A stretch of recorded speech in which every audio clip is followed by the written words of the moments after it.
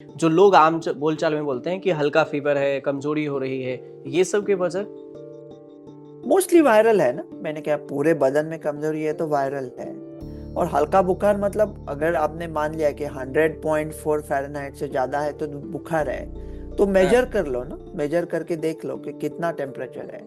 लेकिन अगर ऐसा मामूली टेम्परेचर है तो अपने आप भी चला सकता। और कभी कभी बहुत गर्मी है बाहर तो भी आपको ऐसा लगता है कि आपको, लेकिन जनरली लोगों को मालूम होता है कि जब वो सिक है कि कुछ हो रहा है उनमें और उनको बुखार आया तो उनको मालूम होता है, तब ये बहुत कॉमन सिम्टम है। टाइफाइड में बुखार क्यों होता है? देखो, टाइफाइड तो इन्फेक्शन है ना, बैक्टीरियल इन्फेक्शन है। साल्मोनेला टाइफाइड, साल्मोनेला टाइफी करके एक बग होता है, उसके वजह से। अमेरिका में तो इतना कॉमन नहीं है, इंडिया में काफी कॉमन है।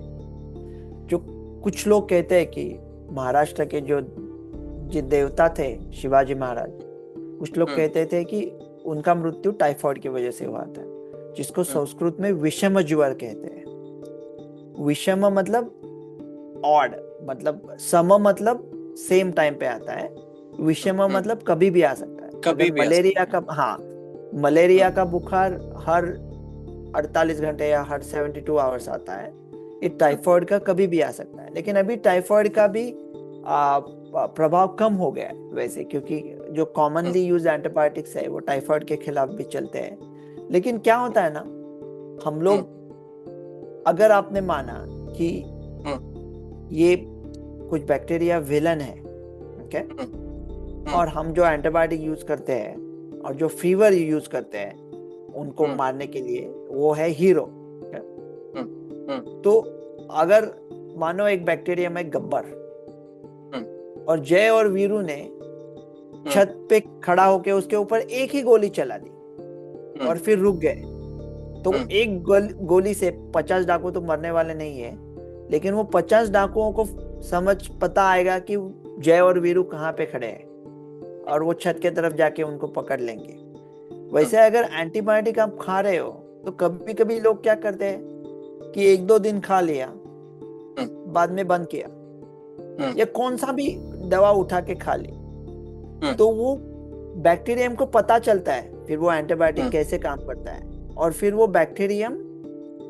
बैक्टीरिया रास्ता ढूंढ लेता है वो एंटीबायोटिक के साथ कैसे जूझना है। जैसा हमने अभी कोविड की बात कर रहे थे, कोविड में देखा ना कि म्यूटेशन हुए थे, उत्परिवर्तन हुआ, तो वायरस भी सीख लेता है कि बॉडी उसके साथ कैसा डील कर रही है, तो फिर वायरस अपने आप को बदल लेता है। वैसा बैक्टीरिया में भी बदलाव आता है, जिसको एंटीबायोटिक रेजिस्टेंस कहते हैं। और वो एंटीबायोटिक रेजिस्टेंस इंडिया में, इंडिया तो कैपिटल है वर्ल्ड का, कि जो सबसे खराब एंटीबायोटिक रेजिस्टेंस इंडिया में आता है। पता है क्यों?